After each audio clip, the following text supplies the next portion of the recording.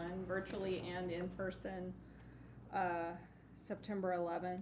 I can't help but think, where was I 23 years ago today? I know that is something that is hard to believe, that it's been that many years since that incident. So we do need to do roll call, though, and so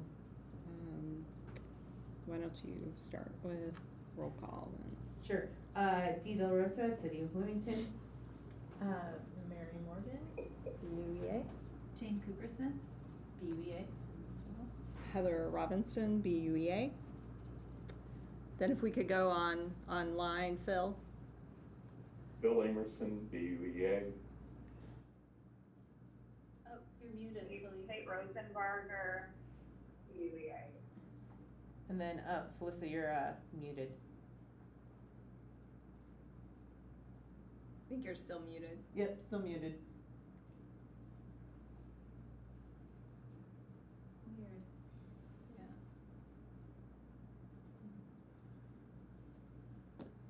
Elisa Spinelli. Hey, got it. Hey, there she is. Thank you. And then Sorry.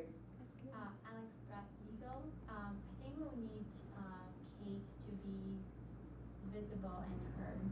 Unfortunately, she cannot call in if she wants to participate. Okay, I don't know if you heard that, Kate. You will have to be on camera if you want to participate. Can she sit and listen otherwise? I think that's fine. Okay, otherwise you can just hang back and listen, but rules. Okay, that's fine. I mean, I'm just not gonna, it's not, speak here a little bit is a real magical moment for me today. So I can listen, or I can listen later, whatever you guys want. For sure. I think it's up to you, because we technically do have a type of quorum, or we don't need quorum to do anything. Yeah, So yeah, Kate, if you want to bounce off because you're not feeling well, that's totally fine. It's up to you. Okay, that's fine. I'll leave and then we'll catch up on it later. Okay. Take care. Sorry, we don't have quorum. Okay, feel better, Kate. Yeah. Okay, bye. bye. Okay. All right, so Dee, you're up. All right, everybody. I'm going to show my screen.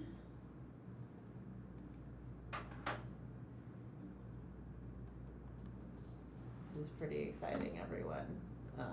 Ooh, compliance reporting. Woo, compliance reporting. Let's see if we can go into, oh, never mind.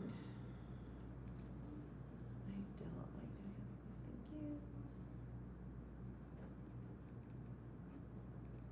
I just must not, I don't know how to do it from, I don't like using a computer that doesn't have all the settings that I already have. I have no problem doing it from here. We're all friends. You can see my notes. So this is the annual compliance report for the EZID.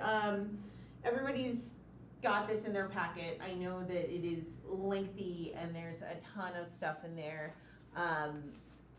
What I'm trying to do with this program is to get kind of something more formal put together. Originally, this was established by the state of Indiana, and then so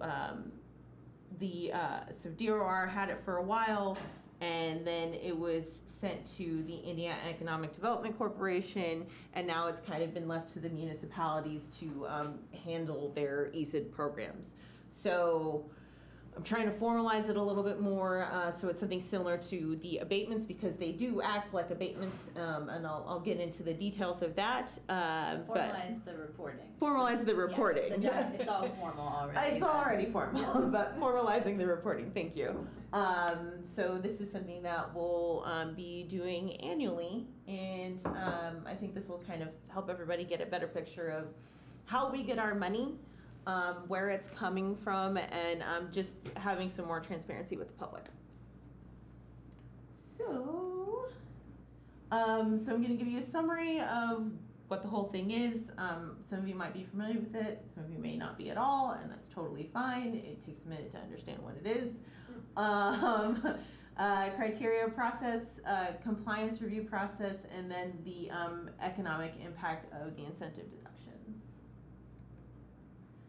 So basically, this is a tax incentive. It is a tax incentive to encourage investment in designated enterprise zones. We are an enterprise zone, and so it was determined in the mid-90s that Bloomington in the state of Indiana decided that this particular area was in need of redevelopment and revitalization because of the lack of services, just lack of vibrancy within that area.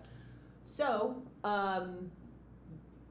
this is, I believe that there hasn't been any change as far as where the zone is. It's just expanded within that particular area. So if you look at some of the old maps, you'll see like different kind of cutouts. Now it's kind of all consolidated. So an eligible, oh, what is this? No. What? I don't even have Dropbox. So an eligible investment is the amount of money invested in a qualified property or activity within the zone. There are two types of investment deductions. Real property, which is basically actual buildings, real estate. So that reduces tax on capital improvement investments in real property within the zone and outside of a TIF district, which is a tax increment finance district. There's a little asterisk there because as you'll see, some of the real property investments that we have are actually in TIF districts. For instance, the Catalent one is actually in a TIF district, and that is actually a process that goes through council. So it is possible, but the approval has to be through council because the council is the governing body over that TIF district. And then there's personal property. So reduces taxes on increased value of tangible personal property investments. So equipment, machinery, infrastructure, some building improvements, but not all building improvements. But personal property is sort of, it kind of can be more of a catch-all aside from the real estate.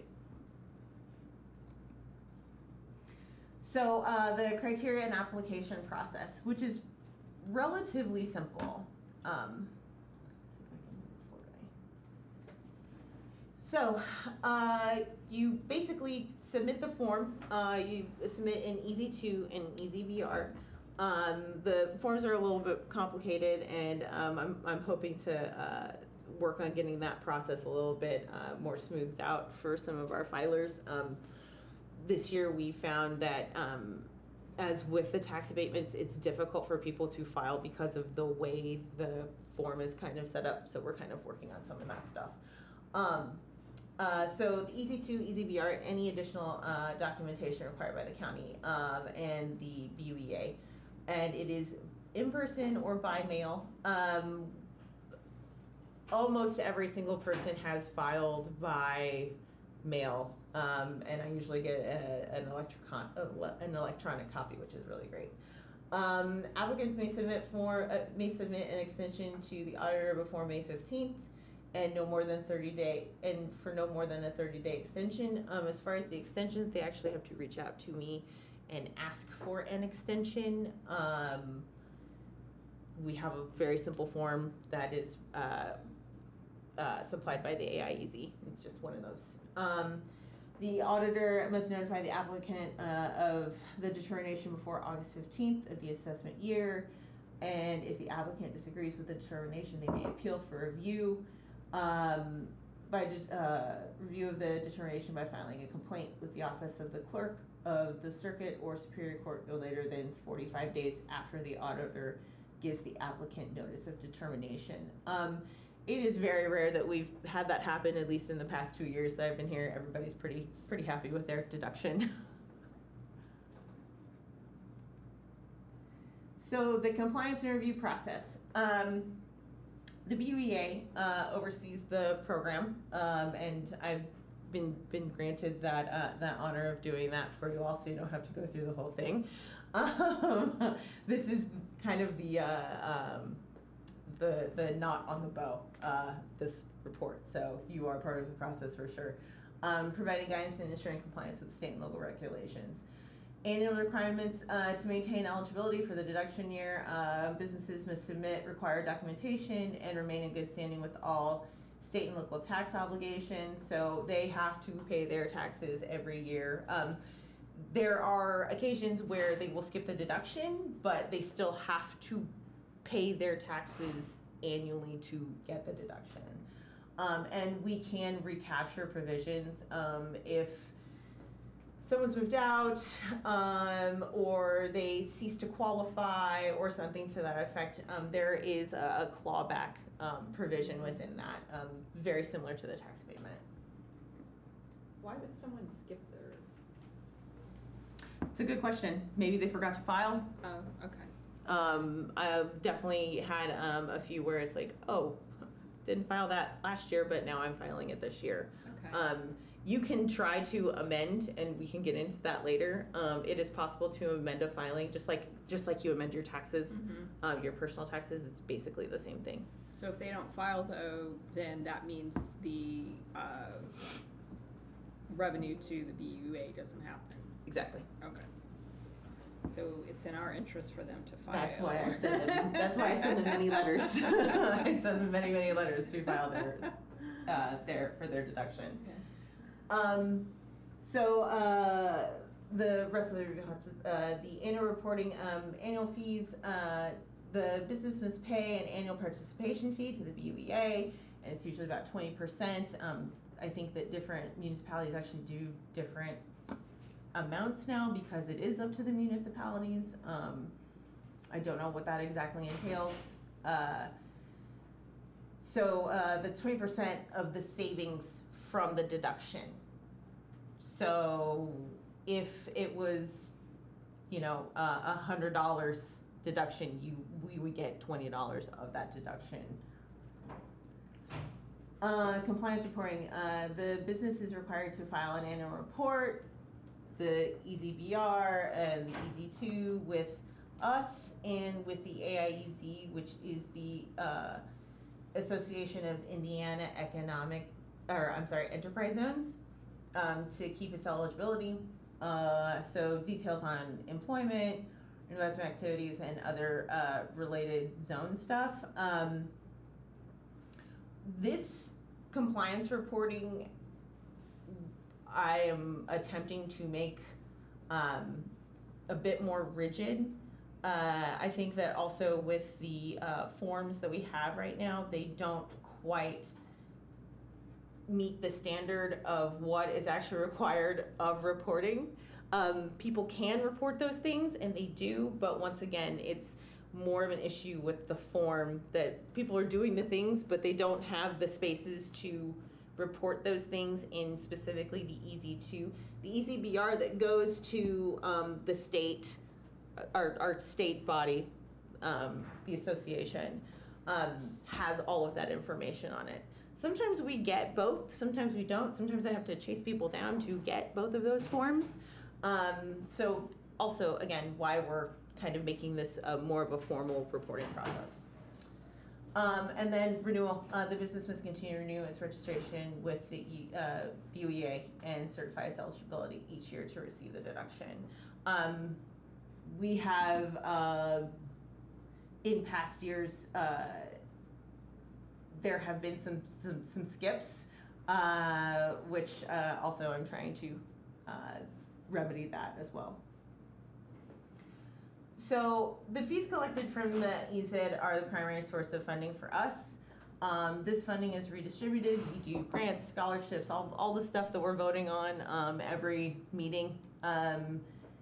This is where we get most of our money. And it's been really great to be able to support all of these different activities that we do. And it also pays for administration fees, our insurance, all of that stuff. So we'll get into it, and I'm gonna try and blow through this as quickly as possible. Catalent has 4 technically 2 ESIDs. One of them has 3 layers, and the other one is a real estate or a real property. Wait, can you transition us into this a little bit more? So your Sure. last slide, you were kind of just talking about the deductions, but then you're diving into Catalent specifically because, It's in alphabetical order. oh, so you're gonna go through all of them? I'm going to try and get through as many as possible. Okay. All right. Thanks for that. Yeah. So, yeah, we are diving right in. So there are 3 layers to the Catalent personal property ESID, and then there is a real estate property ESID, which is Catalent doing business as Cook. Or Cook doing business as Catalent. I can never remember how that works. No, doing business as Cook. Because there are certain rules to the ESID. So with personal property, there can be a transfers, and Jane, please correct me if I'm wrong. There can be a transfers of personal property ESIDs, but there cannot be of real estate ESIDs. They can all transfer. They can all Or, transfer. I'm sorry, let me think about this. The abatements No, can. none of the ESIDs can transfer. Okay, thank you. The abatements can transfer. Thank you. This is, I always get the 2 mixed up. Yeah. Yeah. So in the situation here, thinking about, I know we'll get into it, but Novo Nordisk.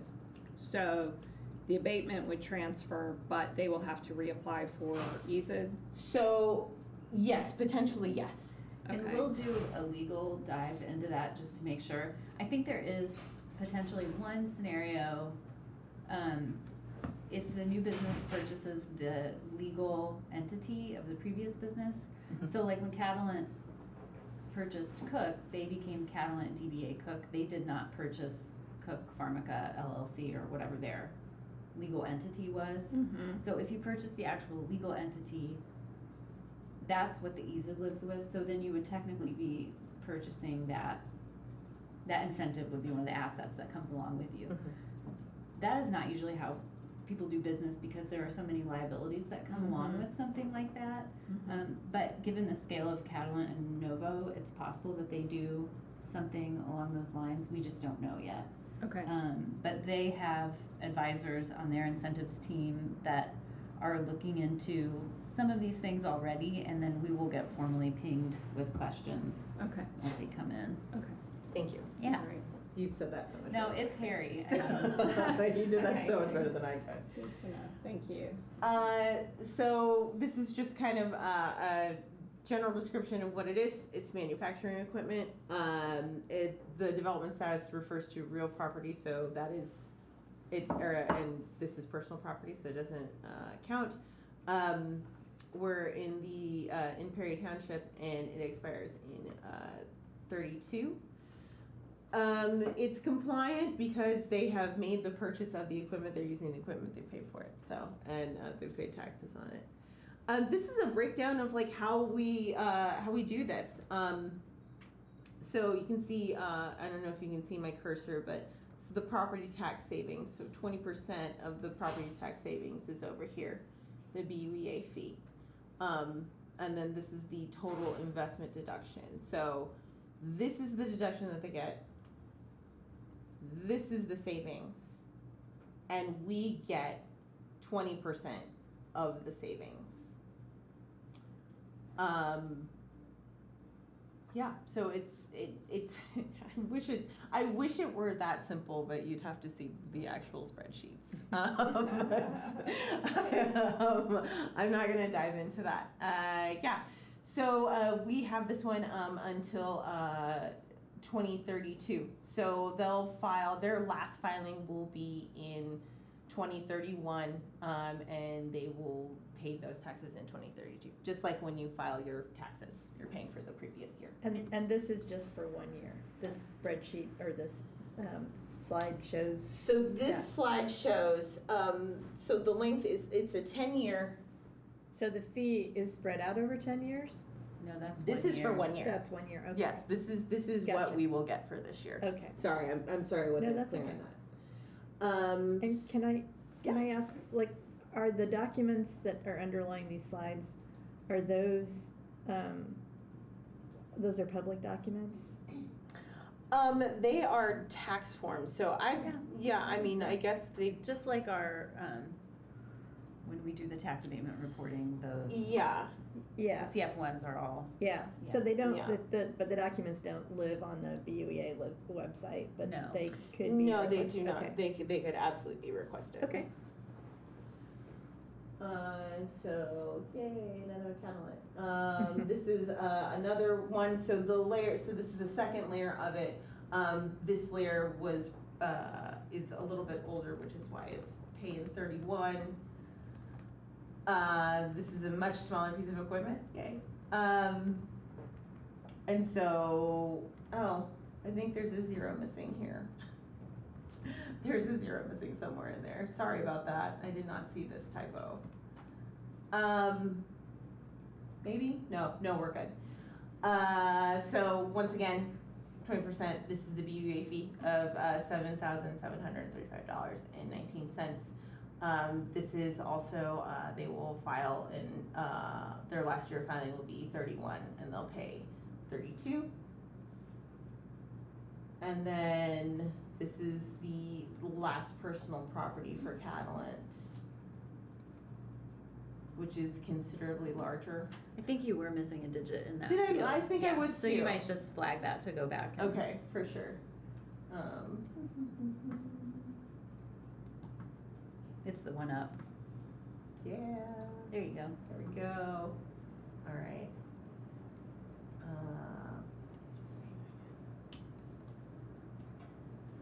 All right.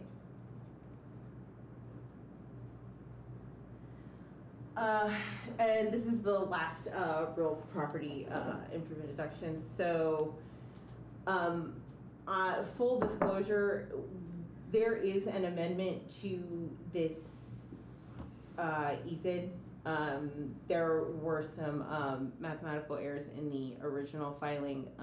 We are working to get that amended, but we're still kind of sorting out the legality of it and the exact process of making that happen, because once again, this doesn't happen often that people are amending or refiling. So this is layer 3 for Mhm. 23, pay 24, Mhm. and it may be amended or it will be amended.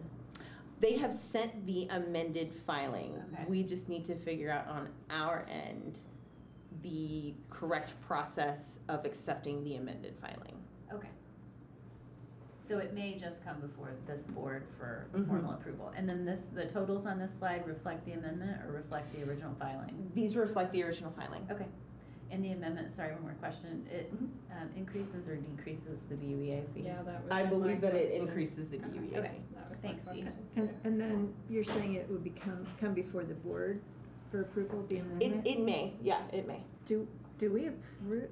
So it seems like a gap in my knowledge. No. No, not at all. This is. You don't approve unless there's something, an extension or, these are by right deductions. So yeah. they either qualify or they don't, but if they have a late filing or an amendment or Okay. anything funny, then it, We comes just- to the board for yeah. approval. Okay. We just have to say, okay, we're gonna accept this filing. Okay, Because and it that's was not, the date. that's not an administrative decision, that's a board decision, okay. Mhm. And. Good questions. Yeah, so, and then the last one is the, real estate property, for, Catalent. This one expires in 2030 and it's, paid 2031. And currently that is oh, there's Virginia, excuse me. Hello, Virginia. Hi. We're just going through the presentation that I put in the packet. If you have any questions, please feel free to ask. And if you have any questions later, then please give me a call and I'll go through it with you. So for this real property, it'll be $114,759.91. So as you can see, this is a large chunk of our income for this year. some of the other reason why I wanted to show you this is because I want you guys to see the developments and the things that have happened in this area. This is such a cute building, and I don't know if you go to Two Sticks Bakery, but they Who have. doesn't go to Yeah, Two they have the best Sticks? cinnamon rolls in town. This is Justin Fox. He's also the person who is doing who received the facade grant for the Best Taste building Yeah. over on 4th Street. Yeah. So, Which looks awesome which if you go by. yeah, it looks Oh, I really haven't seen cool. it. I know, I haven't seen it It's lately taking either. shape. Is it? Yeah. Oh, I Yeah. wanna go, yeah. Go So this is what the deduction hath wrought. So this is residential and retail property. It's got 9 rental units. It also has 2 Sticks Bakery. The zoning, it's a mixed use, medium scale area, and the development is complete. And this expires paid 2029. The investment deduction was originally $988,000 with a property tax savings of $20,907, and we get $4,181 annually at this point. Should they do, and he did do some additional capital investment this year on that building, what I assume is probably some infrastructure stuff. Yeah, so awesome, cute little thing that we have in our area. These fees are much more human scale, they're more relatable Yeah, than the Catalent ones, absolutely. where it's like, if Yeah. you invest $1 million, Yeah. you're gonna save about 21,000. And if you're a local developer, operator, that $21,000 is pretty significant for annual expenses. And the other thing is that these aren't necessarily, this investment deduction, I think, you can kind of convolute it with having to be like a big corporation or a big, huge company, and that's not really true. This is a rental property on North College Avenue. It's other commercial housing. It's 3 rental units. I believe that it's student housing. I think it's graduate student housing. It's mixed use downtown Gateway. The development's complete, and we have this till 2026. The investment deduction was around close to $600,000, and the savings is around $12,650. So we get about $2,500 from that. Something else that I kind of want to start asking is the residential that you're doing, is it affordable or not? Because I think that's something that we should probably can't do it? No, these are by right. These are by right? Yeah, so if they qualify for the incentive. Gotcha. Since it came from the, yeah. Okay, So all right. separately, they could get some kind of incentive if they felt like from. If they're an affordable housing developer, they're probably working on a different, well, there are 2 things at play. A, they would probably have access to other incentives through the state or through housing and neighborhood development or tax abatements. So they would qualify for our tax abatement Sure. program, which allows them to kind of request this particular structure of the incentive. And then part 2 of that is that there are no longer allowed real estate deductions within the TIF and the consolidated TIF. So when these real property deductions are mostly pre-2016, I think, which was when the TIF was consolidated. And then when the TIF was consolidated, council became the governing body over that. So for real property, the BUEA is the governing body. So what this means is that the 2 deductions are basically in competition with each other, and then the EZID pulls revenue away from the TIF, and so the TIF has priority because it's getting repayment for the infrastructure that it's putting out into the community. So there are no longer approvals of real estate EZIDs within the footprint of the TIF. So that's just to say, if it's affordable, it will probably have access to other incentives. If it's in the TIF, there's a process for them to appeal, but it's not realistic that would get approved by council. So, and I'm just trying to process No, all go that. for Yeah. it. Yeah, Go for it. it's a lot to think about. So if there's a new development that's in a district that overlaps TIF and BUVA. Yeah, then TIF is the primary, Mhm. and we don't get. They don't get access to the real Okay. estate, yeah. Okay. Yeah. But one thing that we talked about early on was kind of like figuring out which parts of the BUEA are not in the TIF. And so I'm backtracking on something I just said. I think this spur on Henderson and Hillside might not be in the TIF. It actually is, Oh, so you. But it predated. but it does predate because it's 2016. Okay, so it predates. So it predates it. And then the area, one other like rare area that's commercial and not, it's in the enterprise zone and not in the TIF, is behind Kleindorfer's. Oh, that's right. Yeah. There's a whole neighborhood. Okay, it's not commercial, it's residential. Yeah. So we have talked to that property owner to see if they're thinking about any kind of development and. Is that where the trailer court is? Mhm. Nothing's materialized. Yeah, Yeah. interesting.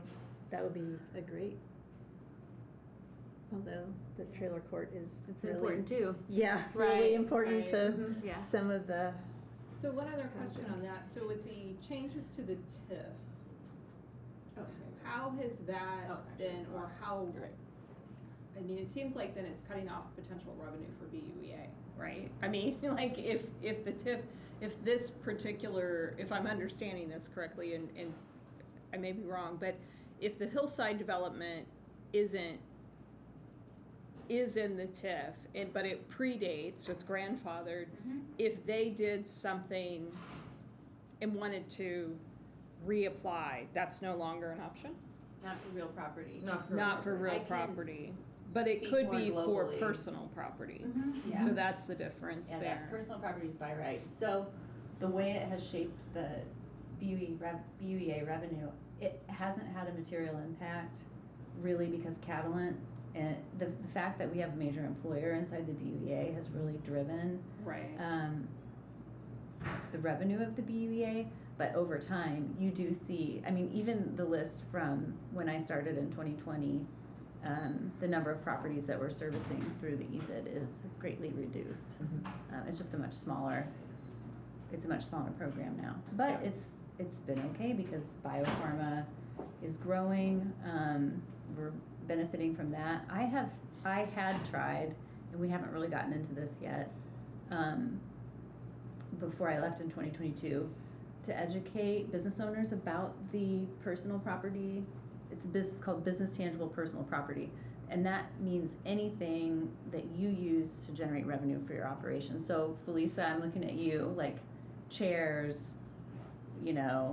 equipment, any equipment. For restaurants, they get a pretty significant amount of investment for equipment. So I think Uptown, for example, is in the TIF, but they had when they remodeled their kitchen however many years ago, they had an EZID on that kitchen equipment. Hopscotch had one when it started, that I think has lain dormant because there is also, if you're filing your own business tangible property tax returns, it's pretty cumbersome. So there's like a level of,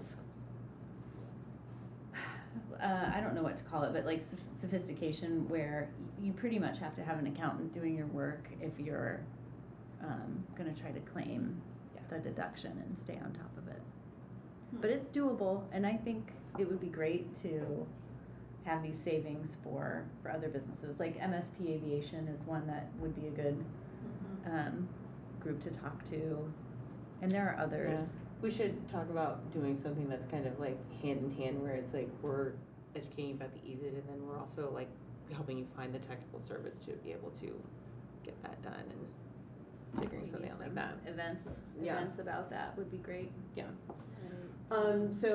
Just to roll back and correct, actually, that the hillside is actually not in a TIF district. Sorry, I flipped to the wrong. I flipped to the wrong Okay. slide. But yeah. But it still expires in 2025. Yes. So it is 3 buildings with 30 rental units. And it's a mixed-use neighborhood. I'm sure you all have seen it or passed by it. So the original investment deduction was over $2 million with private tax savings of $43,000, and we receive around almost $9,000 annually from it. So this was their last year to file, and we will get their last fee next year. Another residential commercial residential area, and this is on North College. So it's one building and 46 rental units.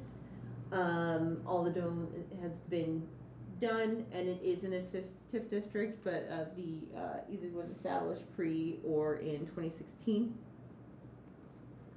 The original investment was around $6 million.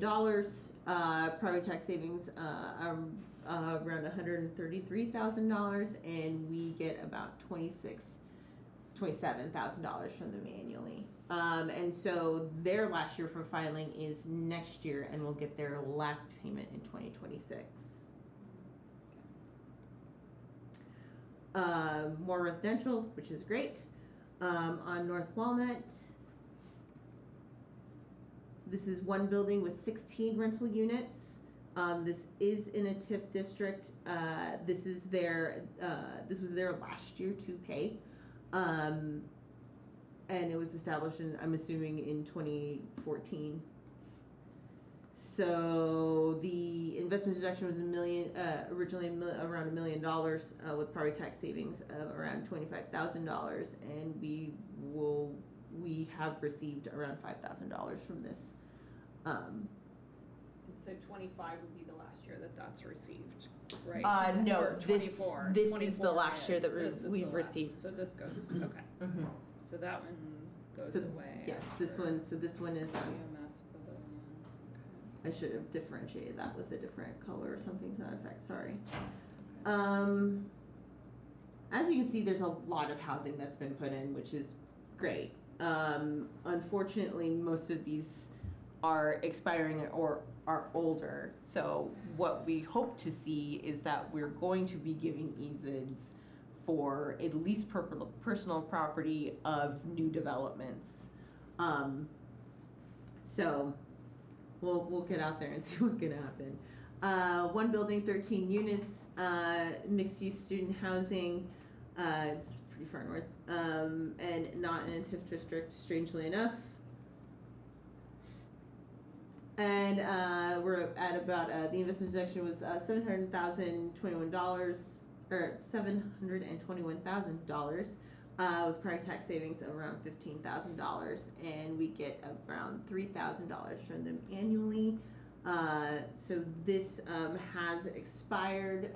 We've got the last filing this year, and we got the last payment this year. Sorry. Okay, so that's another one like GMS Pavilion that's Yes. going Rolling away. off. That's rolling off. That's two. This is a much smaller one. This is one of the most reasonable ones that I have seen as far as the development. This is kind of what I feel we can kind of we should be looking for and encouraging. So one building, 3 units.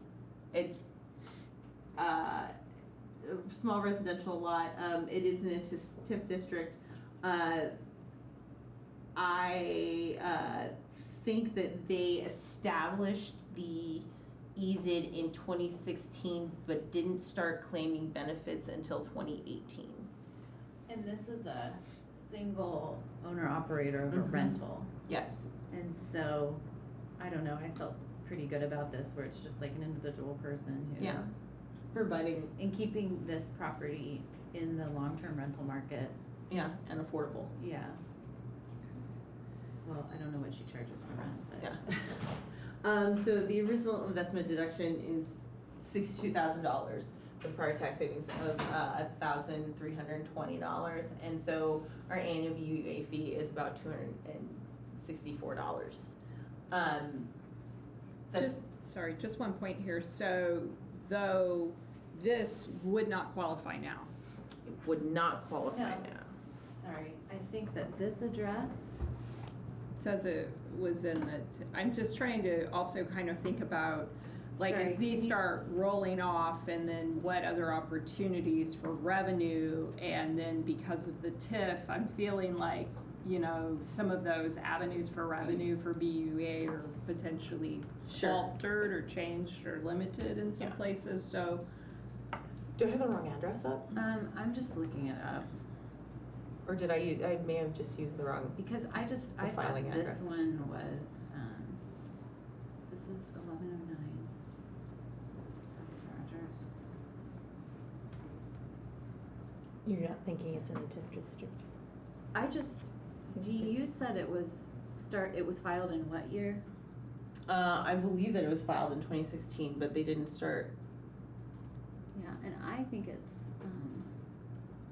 a lot newer than that, because I think this one turned up when I was working, and there's a weird area of, Oh, weird little spot. I think so, yeah, so here's South Rogers, and I don't know what the cross street is, but, of this street, but like, there are some donuts There's some in donuts. McDowell Gardens in, Okay. the TIF, and so I think That's good to I think this address is just in one of those, In but for some donuts. reason, my lookup tool is not cooperating with me right now, so, but my eyeball says Okay. it's in a donut So- hole. Yeah, that is a lot of the, that's why it does tend to be problematic with the TIF districts, because, yeah, we just can't claim that real property. And once again, there is a mechanism to do it, but it is not beneficial to, with the exception of Catalent, because Catalent was such a large investment, because there's a resolution to approve the real property eased by council for Catalent. Like, I was just reading it today. So, their real property wasn't pre-2016? Mm-mm. Yeah, so just read that it was pre-2016, but, and I will pull up the resolution and share it with everyone, Yeah. because it's from 2013. So there's a TIF there, before there was a Mhm. consolidated TIF, that Mhm. was in the It was for the Thompson TIF And so specifically. it's not different, it's the same. Okay, So, for whatever reason, council must have elected to approve that. yeah. I don't know if this conversation is interesting to people. Dee and I live in these incentives. so We're we such kind of nerds. talk I'm about so them. sorry. So If you guys are yeah, falling yeah, asleep, I'm so yeah. sorry. I think that the big picture is just something that is, I think there's just marketing work that Mhm. that we have to do for this incentive to get it out there and get it used. And then also, just backing the frame up even more, there was a time period when it was the way we were, when I was on the board of the BUA, the way we were talking about its future was like, well, we're not going to be able to continue issuing these incentives at all because the state is sunsetting this program. What does our future look like? How much of our nest egg do we want to spend annually? Because we anticipated that we were on this kind of like downward trajectory and would eventually sunset. So, in a way, like, there's a really great story because that anticipated trajectory shifted. We're able to self-govern and keep administering these incentives. And so now the BVA has the ability to have a long-term revenue stream and continue earning revenue and implementing programs. And then I think where the interesting questions come in are like, how do we get new participants? How do we get these benefits into the hands of people who are going to make investments in this area, which honestly, there was a time period where the enterprise zone was established in 1993 and the map hasn't changed ever. And there was a period where pre-D, I was kind of like, are we getting the right people? Is this the right area that's in need? And as the city has changed over the years, and honestly, as this neighborhood has experienced really a lot of secondary impacts of our street homelessness situation in town, this neighborhood's been disproportionately impacted. I think the map is really great where it is. I think there are a couple of areas that I wish were Recaptured. scooped Yeah. that aren't, but I don't think that there are areas in the enterprise zone that don't belong there. So then it gets into the marketing piece, and it's like, who, you know, who are the people who are making personal property investments? Who are the people who are in the donut hole areas where there aren't TIF restrictions? Right.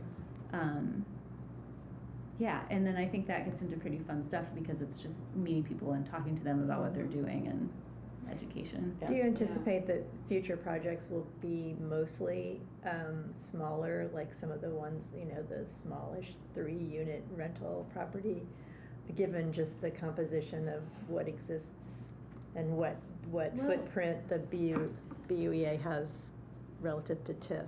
There's an interesting, it might be kind of overwhelming, but I just chatted you a link to the economic development GIS that has multiple layers. So it has the TIF and the enterprise zone, and you can also click zoning districts. Mm-hmm. So you can kind of isolate what areas are in the donut holes and how they are zoned, and then you can really start to get a picture of what could be developed. I guess part of my question is, you know, if you look at the revenue coming from a Catalent versus the number of projects you'd have to have of a smaller nature to even come close to that, administratively, obviously it's Yeah. easier to manage a Catalent than it is to manage 300 Yeah. small, and so whether the capacity exists to manage a significant growth in those smaller projects. Yeah. And I don't know the answer. Yeah, and I think that's really important to think about, and then also just always trying to tie back to the Purpose. code that established it, which is for economic vitality in the enterprise zone. And so I think it's really a both and, where we want small businesses and those investors in smaller properties to be able to benefit, and that small dollar amount will have outsized impact for the local small players. And then we also, I think, do want to drive revenue in a big way so that the BUA can continue to have significant impact. Yeah, no, I did some quick math, sorry, I can't help but run numbers, it's Great. in my DNA. Did I not send it? Um, I bet I didn't Okay, hit send. can you send it to the Zoom chat? Sure. So this was quick math, so it looks like there are 14 individual businesses right now, if I've done the math right, and some have multiple, like Catalan, and I know we're not there yet, Dee, but SCP 9 North College or whatever. So as it's calculated, Catalan is $396,000 of the total coming to BUEA. The total from all is about $517,500. Yeah. So obviously Catalan is our big fish that is providing a lot. And also, as I look at all of the other ones, they're pretty much all developments. And so, I mean, I could be wrong, but I mean, these would not qualify probably moving forward except for Sure. one or two of these. So I think the point about the personal property is really important, and the marketing of that, you know, I just did the quick numbers right here, but Sure. if we graphed this out and put it on years 24, 25, 26, 27, as these fall off, we're going to be Catalan here, and you know, so I think there needs to be some kind of thought around on that, and as you're already talking about kind of that trajectory, what does that look like, and how does that, as an organization that has a budget of, as the budget for this year was like $451,000 in expenditures, you know, just being it, and if we want to be able to grow some programs or move money differently or focus on other things or whatnot, I think, you know, just kind of that whole that whole picture and thinking about that long term. Yeah, and we Um, did have, we can unearth them and see if they're still valid, or this could be a good project for that levy class. We did have revenue projections, looking ahead because we anticipated the roll-off of these major. Right. But the $500,000 neighborhood is, so Catalent used to have a smaller share of the revenue, and the large-scale housing developments had a larger share, and then it's shifted over time, and so it's stayed in the neighborhood of, I think that 517 or whatever you said, or you said, Yeah, I is did it real reduced, quick, but not 517. by Not much. by I think much. it used to be 575. Okay. Yeah. Dee, if you let me in, I can share this map. I think this conversation is really great for a foundation for whatever strategic planning we do eventually. But I also see we have 5 minutes. Are we doing anything else for this meeting? No. And Okay. it's fine that we're not going through all of it, but you guys now have an understanding of what we do and how we do it, and it's okay. You might get the feedback. You'll Sorry. have to make it yourself. So. And just generally be able to, if you want to dive deeper into it, if you guys have any questions. But I wanted you all to know, it's like, this is how we're getting our money. Right. It's always just kind of like a big number on a spreadsheet, Right. and it's like, okay, cool.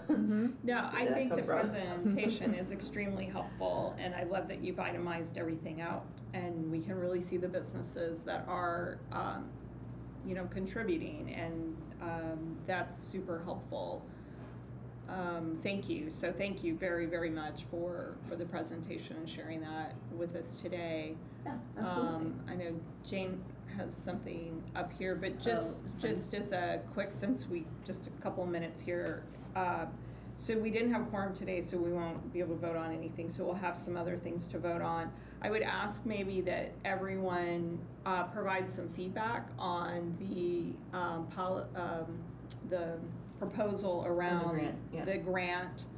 Could maybe email it to Dee or something, so maybe, because I had like 2 or 3 Make sure suggestions that you or something. email it directly to me, Yeah. and that it is not on a reply all, because then that means that we're not, then once it's more than 3 board members on an email, then it is now a meeting. So you have to email it directly to me. Yeah, So. and this would just be like feedback or suggestions or whatever, so maybe we can bring that forward next meeting and then get an approval on it.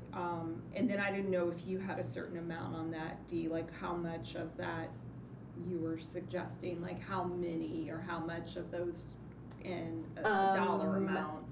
Hadn't gotten that far Okay. yet, but I'll have something. I'll have something next Okay, time. yeah, that is a suggestion maybe to the group as well, and we can talk about it. So, so we'll just have to double up on a few things. Yeah. This is Phil. I'm just wondering if Jane or Dee could send us, if there are materials about best practices in other communities, as we think about the grant future. Oh, for And sure. I'd be interested in having more information in that regard. I can ask around. It's funny because when Jane was in my position, she was the vice president of the AIUC. Oh, yeah. So I get a lot of calls asking for Jane, and I'm like, Jane doesn't sorry. do that, but I can now. No, it's not your fault. They just haven't changed the name on the on the thing. Actually, it's been really great talking to other enterprise zones and seeing how they do and what they do. A really interesting one, you can look it on your own, is Evansville's enterprise zone. They're doing some really cool stuff with their monies, so highly recommend checking that one out. Fort Wayne rolled Fort Wayne theirs does really cool. entirely into like entrepreneurship and equity, and they really invested heavily in a program that they copied from Detroit. And so, yeah, and then they've applied their zone more like a tax abatement tool where, anyway, that's for another day maybe. Can I just, this, Yeah, real quick. okay, so the blue area is the enterprise zone. So you can see this little arm is where the Henderson and Hillside stuff is. It's kind of right there. And then here comes the TIF, it's just all over it, but you can see there are some areas left. That are not covered Yep. by the TIF. So I think and then a lot of the areas not covered by the TIF are residential, but not entirely. And I think, Mary, this is kind of interesting to think about too, as we're thinking about housing and what our community needs are. We know that we need affordable housing, period, but we need all types of housing. And so we get questions from market rate developers about what tools the city can offer. Well, we're not offering tools for market rate housing developments, but if they're outside of the TIF, they would technically qualify for this. So can you just orient me, the large, so put the TIF overlay back on. Looks like 3 larger segments. Roughly where are those? So this top area is 17th Street, and this is Miller Showers Park.